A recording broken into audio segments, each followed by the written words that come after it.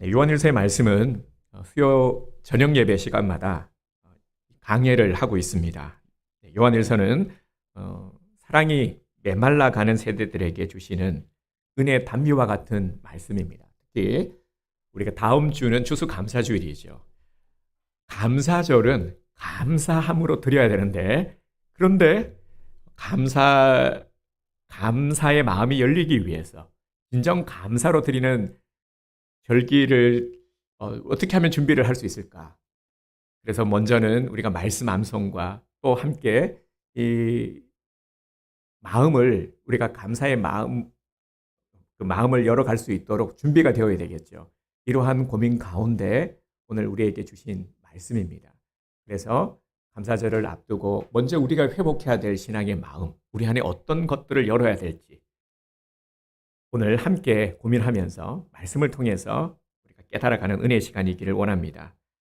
요한일서는 하나님과의 사귐을 회복하고 주님 안에서 참 사랑의 기쁨을 회복하는 그러한 은혜의 말씀입니다. 먼저 우리 축복하며 나가도록 하겠습니다. 옆에 분들에게 주님의 이름으로 사랑하며 축복합니다. 인사하겠습니다. 주님의 이름으로 사랑하며 축복합니다.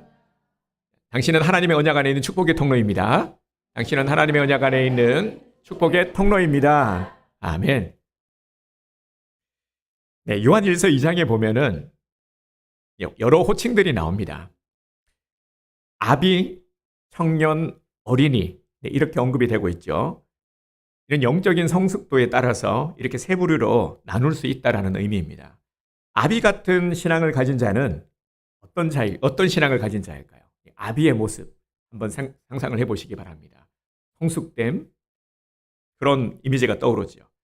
성숙된 신앙으로 다른 이들의 신앙을 세워주고 그리고 양육까지도 해줄 수 있는 그런 넉넉한 신앙을 가진 사람의 모습. 그리고 청년은 어떨까요?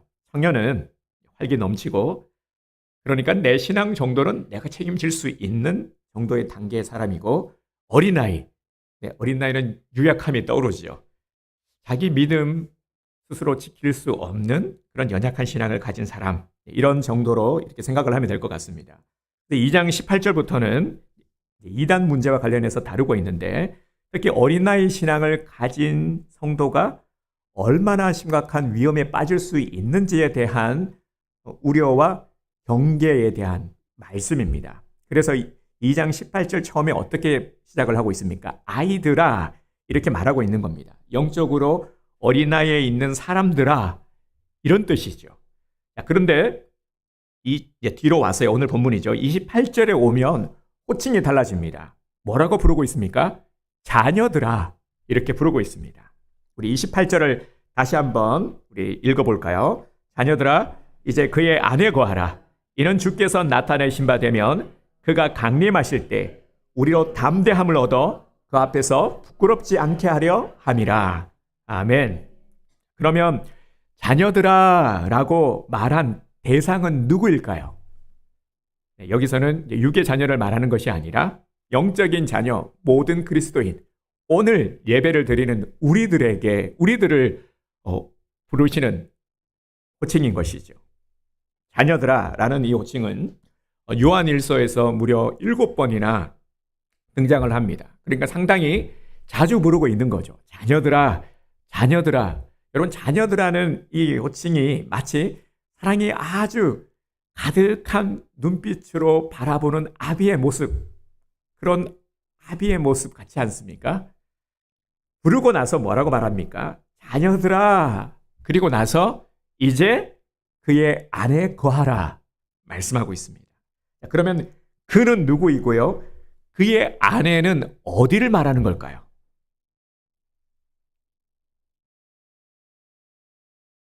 그렇죠. 네, 역시 똑똑하십니다. 그는 예수 그리스도를 말하고요. 그의 안에 거하라는 것은 예수님 안에 머물라 하는 말이죠. 자, 그러면 왜 예수님 안에 거하라, 예수님 안에 머물라 말씀하고 있는 것일까요? 그 이유는 두 가지 이유 때문입니다. 먼저는 그리스도를 대적하는 사탄이 우리를 호시탐탐 노리며 우리를 무너뜨리려고 하고 있기 때문입니다. 사도 요한이 이렇게 강조하는 이유는 그리스도인이 된 사람들 중에 아직도 어린아이와 같은 그런 신앙을 가진 자들, 신앙의 기초가 든든히 서지 않는 자들이 많기 때문입니다. 겉으로 보기에는 신앙생활을 아주 잘하고 있는 것 같아 보입니다. 신실해 보이고 신앙심이 상당히 좋아 보이는 것 같지만 실상은 어린아이의 믿음을 가지고 있다라는 겁니다. 신앙적으로는 어리다라는 것이죠. 예수가 그리스도라는, 주는 그리스도시요, 예수가 그리스도라는 이 확신이 없는, 신앙의 고백이 없는 어린아이의 믿음을 말하는 것입니다. 이런 상태에서는 악한 자가 와서 미혹을 하면 금방 넘어지게 됩니다.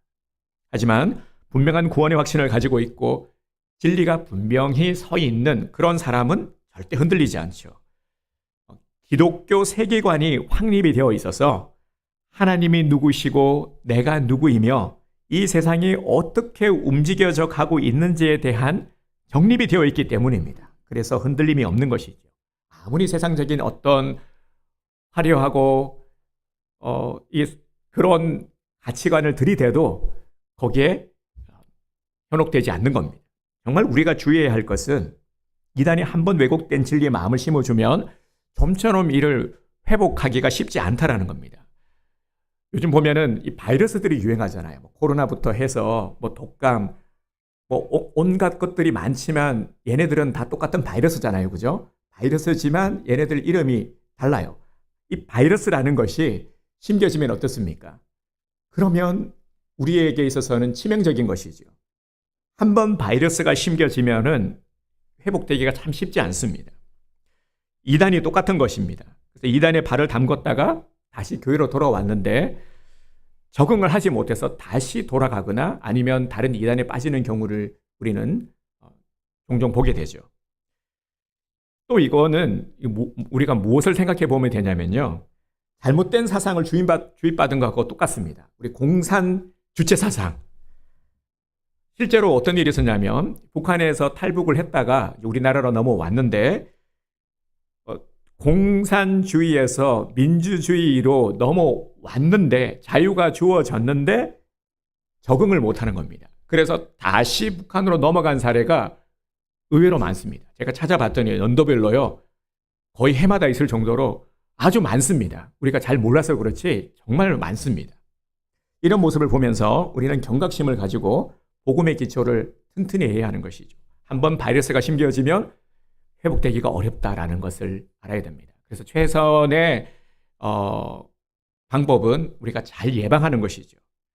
구원의 확신을 가져야 되고 진리의 눈을 떠야 하는 것입니다. 진리의 말씀으로 무장해야 되는 것입니다.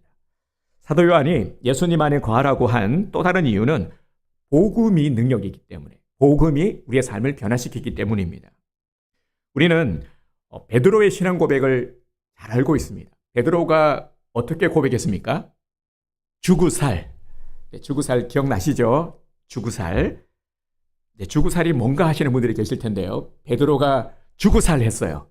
예수님이 내가 누구게? 하니까 베드로가 주구살. 그게 무슨 말이냐면 주는 그리스도시요 살아계신 하나님의 아들이십니다.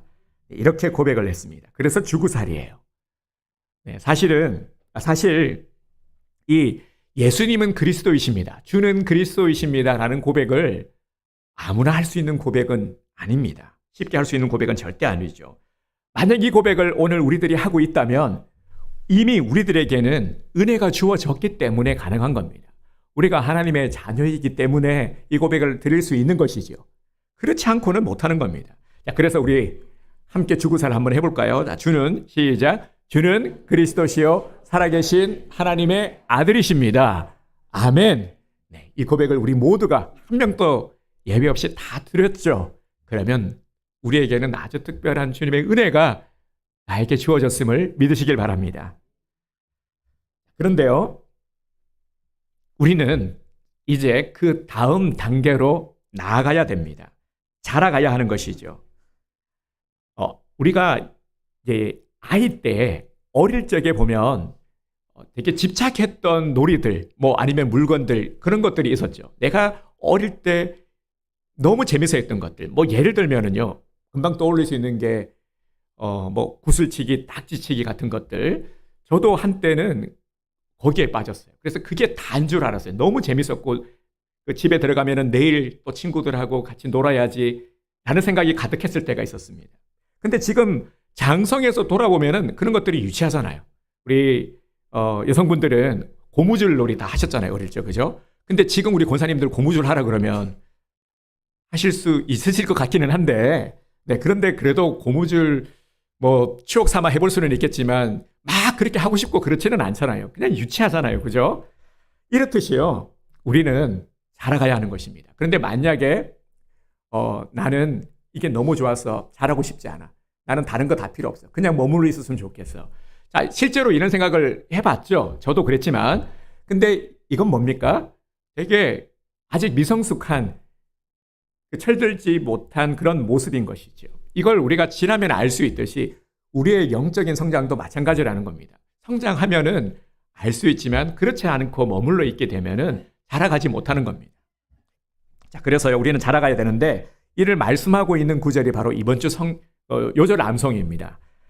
에베소서 4장 13절 말씀, 우리 주보를 보시면서 우리 함께 한 목소리로 선포하도록 하겠습니다. 시작. 우리가 다 하나님의 아들을 믿는 것과 아는 일에 하나가 되어 온전한 사람을 이루어 그리스도의 장성한 분량이 충만한 데까지 이르리니.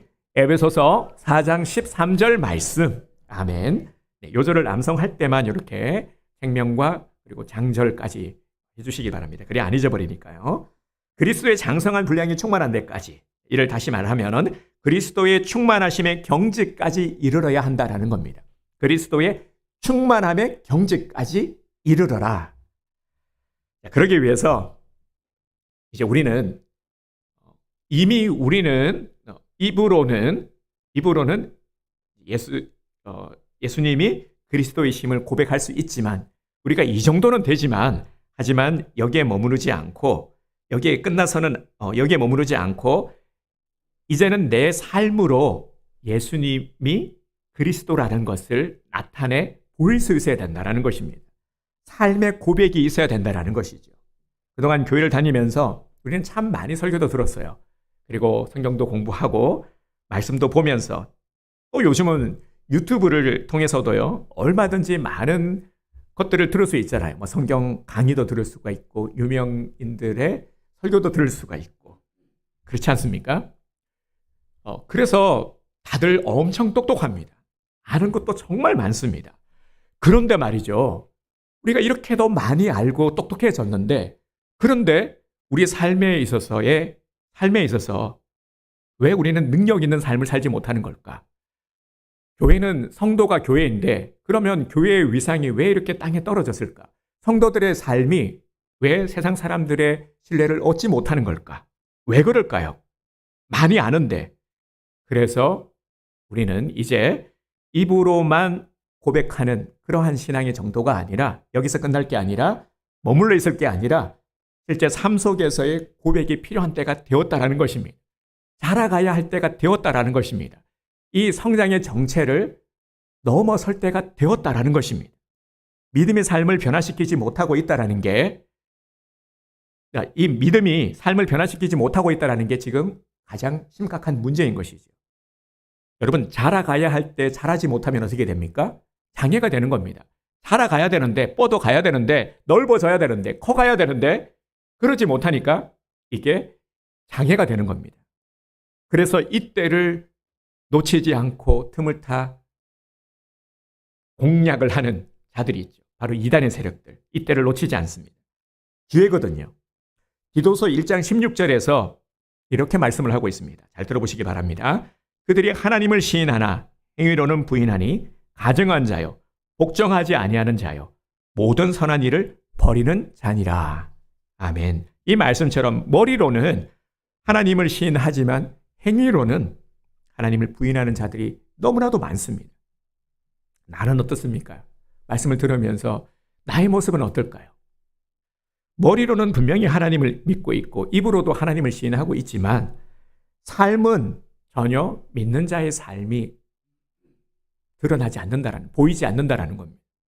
그러므로 예수 그리스도 안에 머물러 있으라는 것은 삶으로 예수는 그리스도임을 고백하라는 것입니다. 나타내 보이라는 것입니다. 이것이 오늘 우리들에게 주시는 바로 교훈입니다. 사랑하는 성도 여러분, 지금 교회 안에 있는 우리 성도들의 모습은 어떠합니까? 정말 삶으로 예수님이 그리스도임을 나타내 증거하고 있습니까? 우리들의 삶의 모습을 통해서 예수님을 바라보고 있습니까? 사랑을 느끼고 있습니까? 제가 어릴 적 시골에서 우리 아마도 우리 신앙생활을 오래 하신 분들은 어릴 때부터 하신 분들은 많이들 공감하실 것 같은데요. 저도 어렸을 때 보면 함께 신앙생활을 했던 친구들이 있었습니다. 친구들이 상당히 많았어요. 정말 그때는 교회가 제일 재미있었던 것 같습니다. 다른 데서 노는 것보다 교회에 와야 친구들이 있고 교회 친구들하고 뭔가를 하면서 놀았고 항상 교회에 오면은 놀거리들이 있었어요. 그래서 교회에 오는 것이 참 즐거웠던 때였던 것 같습니다. 뭐 교회에서 문학의 밤, 찬양의 밤 이렇게 하면은요, 그 당시에는 이런 볼거리도 교회에 가야 가능했습니다. 문화도 문화를 교회가 주도했던 것이죠. 그래서 교회 안 다니는 친구들도 교회 행사가 있으면은 그냥 다 오는 겁니다. 교회 안에서 또 보면 연애도 참 많이 했던 것 같습니다. 제가 했다라는 게 아니고요. 네. 그래서 교회 안에서 커플들이 상당히 많이 나왔어요. 보면은. 근데 저는 지금 생각하기에 이게 참 바람직하구나. 네, 교회 안에서 연애해야 되죠. 그죠? 신앙 안에서. 장려해야 되는데, 요즘 같은 때는 더 장려해야 될 것 같아요. 막 한때는 교회에서 연애 금지하면 안 돼. 막 이렇게 했는데, 이제는 장려해야 될 것 같습니다. 그런데 그때 신앙생활을 함께 했던 친구들 중에요. 신실했던 친구들이 있었거든요. 신실한 친구들은 뭐 학생회 회장도 하고 임원도 하고 보면은 모든 것들을 이렇게 다 리더해서 잘 이끄는 친구들이 있었어요. 정말 제가 보기에도 리더십 있고 신앙심도 좋고 그런 친구들이 있었거든요. 그 신실한 친구들. 그리고 지금도 우리가 보면은 이제 두 가지 부류를 기억하잖아요. 신실한 친구와 반대로 엄청 날라리 친구들. 문제야. 교회에서 늘 언제나 권사님들, 집사님들한테 욕먹는 너 교회에서 너 장난칠래? 너 싸울래? 너 그럴 거면 너 가. 예배 나오지 마. 너 교회 나오지 마. 그때는 엄청 심한 말을 많이 했는데 전혀 상처 안 받았죠. 나오지 말라 그래도 나와요. 이렇게 욕 엄청 먹었던 친구들, 그런 친구들이 기억이 나는데, 그래서 시간이 한참 흘렀어요. 한참 흘러가지고 이제 소식을 듣습니다. 뭐 저도 연락하는 친구들이 많지는 않는데 오래간만에 이제 소식을 듣거나 봤을 때 깜짝 놀라는 반전이 가끔 일어납니다. 그때 첫 번째 놀람은 정말 그 신실했던 그 친구가 교회를 안 다닌다라는 소식을 들었을 때, 아니 어떻게 무슨 일이 있었던 거지? 그 신실했던 친구가 왜 이렇게 됐지와 또 반대로 엄청 말 안 듣고 늘 싸우고 날라리였던 친구가 목사가 되었다라는 그런 얘기를 들을 때와 제 친구 중에는요, 지금 이제 장로가 된 친구도 있으니까 좀 빨리 장로가 된 친구도 있어요. 그런 얘기들을 들을 때, 이런 반전의 소식들을 들을 때면은 깜짝 놀라죠. 야, 너 누구 알지? 야, 내가 이번에 장로님 된 거 알아? 진짜야? 아니, 진짜야? 어떻게 그런 일이 있을 수 있지? 막 이런 얘기들인 거죠. 이런 것들. 그래서 우리가 깨닫게 되는 게 뭡니까? 겉모습만 봐서는 모른다 하는 거죠. 우리 다음 세대들 아이들 보면서도요, 정말 말 안 듣고 더럽게 말 안 듣고 그런 애들도 우리가 함부로 말할 수 없는 게 얘가 커서 뭐가 될지 모르는 거거든요. 하나님께서 어떻게 인도하실지 모르는 거거든요. 그래서 정말 조심해야 될 게 우리가 속단해서는 안 된다. 그리고 함부로 판단해서는 안 된다라는 겁니다. 맡기어 드림이 맞는 거죠. 그리고 무한한 가능성을 열어놓고 우리는 비전을 심어주고 기도하는 것이 맞는 겁니다. 절대로 너는 그래서 안 돼. 너는 벌써 걸러 먹었어. 이런 말은 절대 하면 안 되는 겁니다. 우리 아이들은요, 좀 눈밖에 나고 좀 그럴 수 있어도 무한한 잠재력과 가능성을 가지고 있는 하나님께서 허락하신 자녀들, 하나님께서 보내주신 믿음의 새싹들이기 때문이죠. 그래서 우리는요, 제가 이 말을 하려고 하다가, 그래서 왜 그럴까? 왜 이런 반전이 일어날까? 그 신실하던 친구들, 특히 안타까운 거는 그렇지 않은 친구가 신실하게 된 거는 너무 감사한 일이잖아요. 반가운 소식인데 안타까운 거는 그 신실하던 친구가 왜 교회를 떠나고 신앙을 저버린 걸까? 이 부분이거든요. 그래서 생각을 해보면은 결국 분명한 신앙의 기초를 가지고 있느냐가 중요하다라는 것입니다. 예수를 그리스도라 고백할 수 있는 이 분명한 신앙, 구원의 확신을 가지고 있지 않는 이런 경우가 너무 많은 거죠. 미성숙됨으로 인해서 겉으로 보기에는 좀 날라리 같아 보일 수 있어도 분명한 신앙만 가지고 있으면은 그러면 얼마든지 자라갈 수 있다라는 겁니다. 그래서 우리가 해야 될 일은 바로 이 신앙을 우리 자녀들과 다음 세대들에게 전수해 주는 것입니다. 신앙의 기초를 든든히 세워주는 것이 중요한 것이죠. 정말 겉으로 봐서는 모르는 겁니다.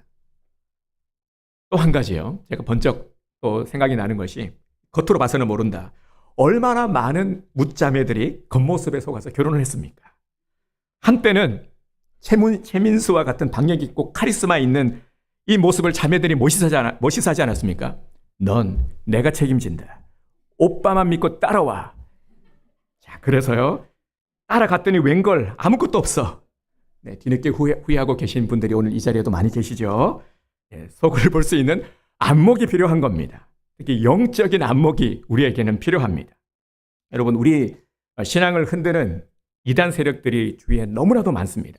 앞서도 말씀드렸지만 요즘은요, 이단들이 판을 치는 이유가 있습니다. 바로 이 정체기. 자라가야 되는데 자라지 못하는 이 멈춰 있는 이 정체기에 많은 문제들이 일어나죠. 회의감과 신앙의 매너리즘, 시험과 요 틈을 타서 아주 공략을 하고 있죠. 우리 작년에 참 유익한 시간이었던 것 같은데요. 우리 강민재 전도사님이 이단 세미나를 해주셨어요. 제가 참 와닿았던 게 뭐냐면 본인의 경험담을 정말 솔직하게 이렇게 우리가 전해줬죠. 그래서 저도 참 많이 배웠는데 이단에 빠지는 경우의 대부분은 친한 사람을 따라가든가 아니면 호기심 때문에 가기도 하고 미혹되어 가는 거죠. 처음에는 너무 잘해주고 그리고 정말 마음을 그렇게 하니까 마음을 주게 되고 또 신뢰를 하게 되는 겁니다. 하지만 어느 시점이 지나면은 알게 돼요. 처음에만 그렇지 또 시간이 지나게 되면은 분명히 알게 됩니다. 그래서 갈등이 생깁니다. 그러다가 이단에서 나오시는 분들도 제법 많이 계십니다. 하지만 앞서 언급을 드렸듯이 그 북한의 공산주의 이 주체 사상처럼 선뜻 그런 것들이 자리 잡고 있으니까 복음을 진리를 잘 받아들이지 못하는 겁니다. 그동안 배웠던 이단의 잘못된 교리가 자리를 잡고 있으니까 그 잣대로 자꾸만 판단하고 그러려고 하지 않아도 생각이 나서 괴로운 겁니다. 헷갈리게 되고요. 그래서 복음과 하나님의 말씀이 심겨지기가 굉장히 어려워지는 겁니다. 이미 감염이 되어 있으니까 내 안에 이 은혜를 받아들일 수 있는 그 자리가 없으니까 말이죠.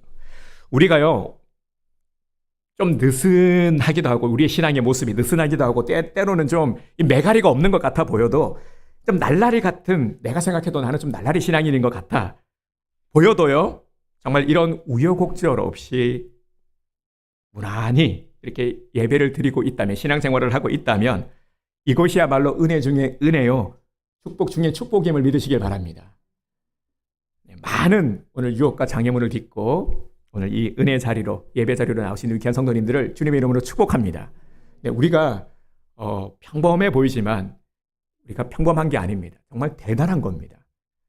얼마나 많은 유혹과 그리고 세상에 이런 공격들이 많습니까? 그럼에도 신앙을 지켜나간다는 것은 진짜 감사한 일인 것이죠.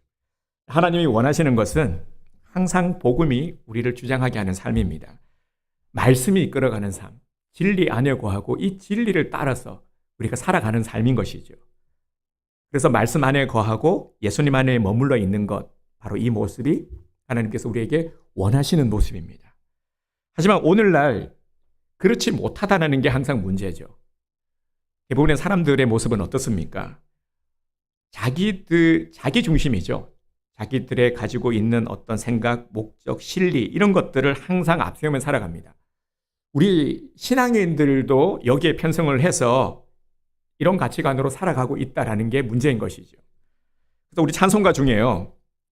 우리들의 싸울 것은 혈기 아니요 우리들이 싸울 것은 육체 아니요 마귀 권세 맞서 싸워 깨쳐버리고 죽을 영혼 살릴 것 일세. 우리 이 찬양처럼 우리가 싸워야 될 대상을 분명히 알아야 되는데, 근데 어떻습니까?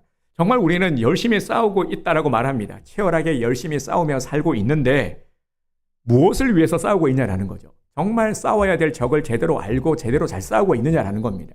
악한 사단 마귀 권세와 싸우고 있느냐, 죄와 싸우고 있느냐, 뭐와 싸우고 있느냐라는 것이죠.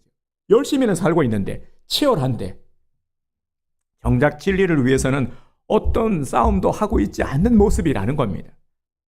이 시대의 가장 큰 특징은 진리에 관심이 없다라는 것이죠. 어쩌면 진리를 위한 싸움을 진작에 포기했는지도 모릅니다. 지금 당장의 것들, 현실의 것들이 이게 너무 큰 겁니다. 이게 나의 전부라고 여기고 이게 중요한 겁니다. 지금 이걸 해야 돼. 이게 지금 눈앞에 있고 이걸 빨리 해야 돼.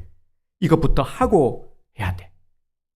이는 한 치 앞을 바라보지 못하고 내 시야가 가려진 상태입니다. 그래서 우리가 깨달아야 될 것이 있습니다. 우리가 그동안 찬찬히 이제 내 신앙의 모습을 한번 좀 돌아보시길 바랍니다. 우리가 잘못 알고 있었던 신앙의 모습, 어떤 것이었냐면요. 우리가 좀 정말 냉철하게 돌아봐야 될 게, 진실하게 믿기만 하면 무엇을 믿든지 중요하지 않다 여기는 마음, 이런 것들이 있었습니다. 믿음의 내용보다는 자세와 열정, 성실함을 강조한 거죠. 이걸 더 강조한 것이죠. 이게 왜 무섭냐면요. 우리의 선조들은 기도를 열심히 했어요. 새벽에 정한수를 떠다 놓고 비나이다 비나이다 열심히 기도를 했어요. 그죠? 우리의 선조들이 그렇게 했습니다. 종교성을 가지고 있었는데 지극 정성을 다했어요. 진실되고 간절했어요. 그런데 대상이 명확하지 않았죠. 대상이, 내가 빌고 있는 대상이 어떤 대상인지 명확하지도 않고 그저 막연히 하늘을 향해 빌 뿐이었습니다. 나의 기도를 들으시는 분이 어떤 분인지 상관없고 내가 얼마나 정성을 들이는지가 중요했기 때문입니다. 그래서 지성이면 감천이라는 말도 나온 것이죠. 근데 오늘 우리들의 모습 가운데도 이러함이 있다라는 겁니다. 하나님을 믿는다라고 말하면서 대상, 우리 믿음의 대상, 하나님을 알지 못하고 그저 내가 하고 싶은 열심만 냈다라는 거, 열심만 중요하고 열심만 강조했다라는 겁니다. 그러다 보면은 어떤 일이 생기느냐? 열심을 냈던 사람들이 있었죠. 이스라엘 백성들이 금송아지를 떡하니 만들어 놨어요. 열심히 했잖아요. 진짜 열심히 금도 모으고 정성껏 만들어서 정성껏 섬겼잖아요. 이렇게 되는 겁니다. 그리고 또 열심을 냈던 유대인들이 있잖아요. 유대인들이 율법을 얼마나 열심히 지켰습니까? 얼마나 신앙생활 열심히 합니까? 두 번째로 잘못된 생각은요. 내가 진리라 여기는 것을 믿는 것이 중요하지 모든 사람들이 믿어야 될 객관적인 진리는 중요하지 않다 여기는 겁니다. 이는 진리를 주관적으로 보는 거죠. 굉장히 무서운 생각입니다. 이게 왜 중요하냐면은 여기에서 종교 다원주의가 나왔기 때문입니다. 그러니까 모든 사람들이 받아들여야 될 절대적인 진리는 없다라는 것이죠. 각자 자기가 진리라고 믿고 받아들이는 것, 그게 진리라는 겁니다. 내가 진리라고 해서 다른 사람들에게 진리라는 것을 강요해서는 안 된다라는 거죠. 굉장히 합리적인 말처럼 들리지만 전혀 성경적이지 않은 말입니다. 이러한 생각들이 이제 교회 안으로 침투해 와서 우리가 이제 바이러스에 감염이 된 겁니다. 특히 우리 젊은 세대들이 그렇죠. 그러니까 교회에서 아무리 복음을 얘기해도 잘 신겨지지가 않는 겁니다. 잘 받아들여지지가 않는 겁니다. 논리를 앞세우고 이성을 앞세우니까 이해가 안 되는데, 논리에 맞지 않는데, 무조건 그냥 믿으라고 하고, 그냥 강요만 하고, 싫어. 이런 것이죠. 또 이게 왜 심각하냐면요. 이제 오늘 우리 이따가 이제 2시부터 또 교회연합 집회를 하게 되는데, 이 동성애를 이제 옹호하고 조장하는 것, 바로 이런 사상의 영향 때문인 것이죠. 예를 들면은, 여러분, 이제 동성애자가 있습니다. 이 동성애자들 또한 이제 하나님이 사랑하는 사람에게 존중받아 마땅하다. 맞습니까? 틀립니까? 여기까지는 맞죠. 동성애자도 하나님이 사랑하는 자이죠. 그죠? 그래서 존중받아야 마땅하면 맞습니다. 실제로 동성애자였다가 우리 약할 때 강함이 대신에 그 찬양을 만드신 분도 동성애자였다가 다시 회심을 하고 회개하면서 쓴 간증의 찬양이 약할 때 강함이 되시잖아요. 이렇듯이 이들이 회개하고 돌아올 수 있는 그 길을 우리가 열어줄 수 있는 것도 필요는 하지만, 그런데 잘 분별하셔야 될 게 뭐냐면, 하나님이 사랑하는 사람에게 존중받아 마땅하지만 이들을 인정할 수는 없는 것이죠. 이들을 받아들인다라는 것은, 받아들이면, 교회가 받아들인다라는 것은 인정한다라는 겁니다. 무엇을 인정하는 거냐면 동성애가 죄라는 것까지도 우리가 받아들이는 것이죠. 그래서 존중은 해야 되지만, 이들에 대해서 긍휼히 여기고 기도하면서 존중을 하고 사랑하고 존중을 해야 되지만 받아들일 수는 없는 것입니다. 이걸 잘 구분해야 됩니다. 우리 그리스도인들이 영적 생활에서 실패하는 것은 진리를 모르기 때문이 아니라 잊어버리는 겁니다. 정말 우리가 모르는 건 모릅니까? 우리는 알 만큼 알죠. 얼마나 똑똑합니까? 우리 성도님들, 저보다도 더 똑똑한 것 같아요. 보면은 너무너무 잘 아세요. 그런데 진리 안에 거하지 않기 때문에 자꾸 잊어버리는 겁니다. 그래서 우리는 진리를 아는 데서 만족함이 아니라 성령의 충만함까지 나아가야 됩니다. 지금은 정말 그러해야 될 때입니다. 내 삶이 변화되어지는 단계까지 이르러야 하는 것이죠. 다시 우리 베드로를 한번 떠올려 봅시다. 베드로가 진짜 멋진 신앙의 고백을 했죠. 주구살. 그래서 예수님께서 칭찬을 하셨어요. 너무 멋진 고백을 했잖아요. 그런데 예수님께서요, 십자가에 대해서 말씀하셨을 때는 베드로가 받아들이지 못했습니다. 예수님이 십자가를 지시고 죽으실 것에 대해서 말씀을 하셨을 때 베드로가 예수님 앞에서 그런 일이 일어나지 않기를 원한다, 절대로 그런 일이 일어나서는 안 된다라고 예수님을 가로막지 않았습니까? 이런 베드로에게 예수님께서 아주 무겁게 책망을 하셨습니다. 마태복음 16장 23절에 보면, 사탄아, 내 뒤로 물러가라. 너는 나를 넘어지게 하는 자로다. 네가 하나님의 일을 생각하지 아니하고 도리어 사람의 일을 생각하려도다. 아멘. 이렇게 책망을 하셨어요. 좀 전까지 어떤 일이 있었습니까? 주구살 멋진 고백을 해서 칭찬을 들었던 베드로에게 예수님께서는 왜 이렇게 무거운 책망을 하신 겁니까? 사탄아, 이거 엄청 심한 말이잖아요. 예수님이 그리스도라고 고백할 수 있는 사람도, 베드로라 할지라도, 아무리 신앙심 좋은 사람이라 할지라도 이런 미혹을 받을 수 있다는 것입니다. 실제로 베드로가 금방 무너졌지 않습니까? 그래서 사도 요한은 요한일서를 통해서 이를 통해서 우리를 깨닫게 하려는 것입니다. 여러분, 만약에 우리가 성령으로 충만하지 않으면 어떻게 됩니까? 살아가지 못하고 우리가 성령으로 충만하지 못하게 되면 사단이 틈을 타게 되죠. 사단의 표적이 됩니다. 예수님을 믿기는 하는데 분명히 믿어요. 그리고 입술로 신앙의 고백도 하고 내 신앙은 분명히 견고한 것 같아. 그런데 내 삶의 모습, 삶 속에 내 삶이 바뀌지 않고 그리고 내 신앙이 자라가지 않는다라면은 상당히 위험하다라는 것입니다. 사단이 아주 반갑게 이런 나를 찾아옵니다. 친구 먹자고 말이죠. 사단이 틈을 타고 들어오면은 제일 먼저 가지는 반응이 뭐냐면 회의감입니다. 신앙의 회의감. 정말 중요한 것은 우리가 예수님으로 충만한 삶을 살아야 된다는 겁니다. 최선의 예방은 충만이다. 최선의 예방은 충만입니다. 육의 연약함. 요즘 제가 제일 많이 기도하고 있는 기도의 내용 중에 하나가 영의 충만함으로 육의 연약함을 이겨낼 수 있게 해주시옵소서. 우리 성도들을 위해서 기도할 때, 중보할 때마다 꼭 이 기도를 합니다. 우리가 육에 참 피곤함을 느끼잖아요. 우리는 한계가 있기 때문에 그죠? 너무 피곤해요. 하루하루 일하며 살아가는 게. 그런데 이걸 이겨낼 수 있는 게요, 우리가 물론 육의 건강 관리도 필요해요. 먹는 것, 운동하는 것 필요합니다. 그 예방의 습관. 하지만 정말 우리가 이겨낼 수 있는, 우리는 영적인 에너지가 필요합니다. 영적인 에너지가 고갈되면 모든 것들이 무너질 수밖에 없거든요. 하지만 육이 좀 아프고 한계가 있고 힘들기는 해도 영이 충만하면은 우리가 거뜬히 이겨낼 수가 있는 겁니다. 그래서 이 충만함이 중요한 것이죠. 내가 있는 그곳에서, 심지어는 연약함의 그 장소, 무너짐의 장소, 실패의 장소라 할지라도 그때가 중요한 겁니다. 그때 내가 무엇을 하고 있느냐? 내가 만약에 그곳에서, 내 연약함의 장소에서, 아픔의 장소에서, 절망의 장소에서 예수님을 내가 바라보고 있고 예수님을 찾을 때 그러면 그곳이 바로 찬양의 장소가 되고 그리고 충만함이 되는 것입니다. 다윗의 시편을 보면 알 수 있지 않습니까? 그러한 공경과 어려움, 극한 상황 속에서도 찬양을 드렸잖아요. 바로 이것입니다. 그래서 사도 요한은 반복해서 예수님이 우리 안에 거하시지만 우리도 그리스도 안에 머물러야 된다. 이 노력을 해야 된다 하는 것을 계속해서 강조하고 있는 것입니다. 결국 그리스도 안에 있는 자가 진정한 승리를 이루게 되는 것입니다. 28절을 다시 한번 보겠습니다. 28절을 보면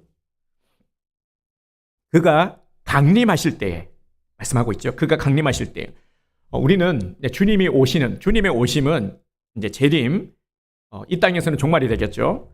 하지만 이제 이 재림이 너무나도 멀리만 느껴지고 도무지 감이 오지 않죠.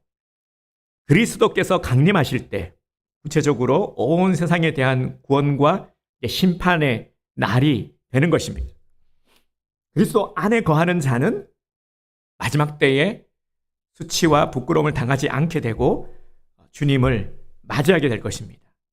그리스도 안에 거하는 삶은 마지막 때에 하나님 앞에 부끄러움 없이 담대하게 설 수 있게 하는 것입니다. 그러기 위해서요. 우리 이제 다음 주가 추수감사주일인데 절기를 허락하신 이유가 있습니다. 절기를 왜 허락하셨냐면은 바로 절기를 통해서 우리가 항상 충만할 수가 없고 항상 온전할 수가 없기 때문에 절기를 통해서 다시금 우리가 잃어버린 신앙을 회복하는 겁니다. 특별히 이 추수감사절을 통해서 감사가 너무 중요한데 우리 행복에 있어서 가장 중요한 요소가 감사잖아요. 감사하며 살아가는 삶이 가장 복되고 행복한 삶입니다. 감사로 충만한 사람을 누가 당해낼 수 있겠습니까? 그런데 이 감사, 나는 요즘 감사는커녕 짜증나고 힘들어 죽겠어. 요즘 왜 이렇게 피곤한지 힘이 든지. 자, 이럴 때 그래서 우리에게 절기가 필요한 겁니다. 앞서도 말씀을 드렸지만 영적인 충만함을 통해서 회복해야 되는데 바로 절기가 이렇게 영적으로 충만할 수 있는, 우리에게 부어주시는 그 충만함을 누릴 수 있는 절호의 기회인 것입니다. 그래서 복된 날입니다. 우리 추수감사절을 이러한 충만함을 우리가 맛보기 위해서는 준비해야 됩니다. 그래서 말씀 암송도 하시고요. 기도를 통해서 한 주간만큼이라도 열심히 잘 준비하시길 바랍니다. 그래서 신앙의 회복, 감사의 회복이 일어나야 그래야 우리의 삶이 윤택해지고 기쁨과 소망으로 가득 차고 감사로 살아가는 그런 복된 삶이 될 줄 믿습니다. 그러기 위해서 오늘 다시 한번 나를 돌아보며 결단하기를 원합니다. 무엇을 하라고요? 사도 요한이 강조하고 있는 것이 뭡니까? 날마다 그리스도를 바라보며 그리스도를 생각하며 삶 속에서 예수 그리스도를 고백하라는 겁니다. 나도 주님 안에 거하는 삶을 살아가라는 것입니다. 이것을 우리가 체질화시켜 나가야 합니다. 29절에서 의를 행한다라고 말씀을 하고 있죠. 의를 행한다.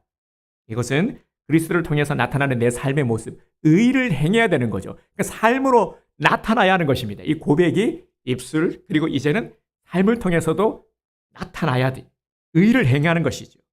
예수님이 내 안에 계신 것으로만 만족하며 살아가는 것이 아니라 나도 예수님 안에 머물러 있기를 위해서 노력하는 것. 이게 우리의 방향이 되어야 되는 겁니다. 그러면 예수님 안에 머물러 있다라는 것은 어떻게 해야 되는 겁니까? 항상 예수님으로 가득 채워야죠. 내 생각, 예수님의 생각, 마음, 예수님의 마음. 이렇게 가득 채우는 것. 가득 차는 게 뭡니까? 충만이라는 게요. 충만은 예수님으로 내가 가득 차는 겁니다. 내 생각이 예수님으로 가득 차고 마음이 예수님으로 가득 차는, 이게 충만인 것이죠. 지난 한 주간 내 삶을 돌아볼 때에 나는 어땠습니까? 예수님으로 충만했습니까? 쉽게 질문을 드리면 예수님을 얼마만큼 생각했습니까? 얼마만큼 만났습니까? 얼마만큼 말씀의 귀를 기울이고 얼마만큼 기도했습니까? 한번 생각해 보십시오. 너무 오래간만에 오늘 주님을 찾은 건 아닙니까? 내가 예수님 안에 머물러 있지 않았던 순간, 그러면 그 순간의 주인은 누구였습니까? 누가 나의 왕이었습니까? 예수님 안에 머무른다라는 것은 바로 여러분, 나 자신을 주님께 완전히 맡겨드리는 겁니다. 나를 완전히 내어드리는 것, 완전히 맡겨드리는 것이죠. 이게 예수님 안에 머무르는 겁니다. 나를 계속해서 잡고 있고 내 중심적으로 자꾸 내 것, 내 생각, 내가 하고 싶은 것, 그러면 나를 내어드리지 못하는 것이죠. 신용만 하는 것이죠.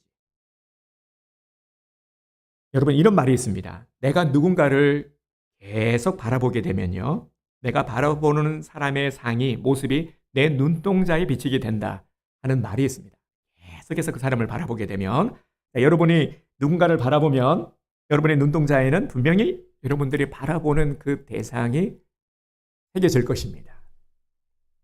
그래서 누구를 바라보는지를 알게 되겠죠. 그러면 내 눈동자에는 지금 무엇이 비추고 있습니까? 누가 비추고 있습니까? 다른 이들이 내 눈을 통해서 무엇을 보게 될까요? 만약에 내가 24시간 예수님을 바라본다면 틀림없이 내 눈동자에는 예수님의 상이 맺힐 것입니다. 누가 나를 보더라도, 내 눈을 보더라도 예수님을 나를 통해서 보게 될 것입니다. 하나님은 바로 이런 사람을 지금 찾고 계십니다. 오늘 우리가 이렇게 살아가기를 원하십니다. 바로 내가 하나님이 찾으시고 기뻐하시는 그 한 사람이 되기를 주님의 이름으로 축복합니다.